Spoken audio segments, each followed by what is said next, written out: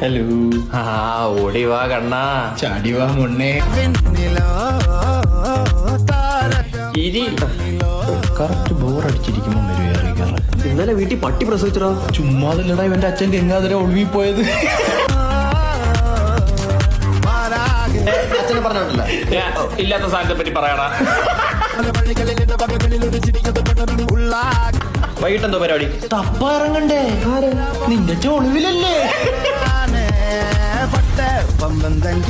മതി, തമാശ വിട്. രേണുകയുടെ വീട്ടിൽ കല്യാണം ആലോചിച്ചു തുടങ്ങി. അയ്യോ, അപ്പൊ നീയോ? അവളുടെ അച്ഛൻ എന്നെ താല്പര്യമില്ലെന്ന്. ആ, ഏതൊരു അച്ഛനൊരു ആഗ്രഹം കാണൂലടാ, മോളെ ആണുങ്ങളെ കൊണ്ട് കെട്ടിക്കണോ.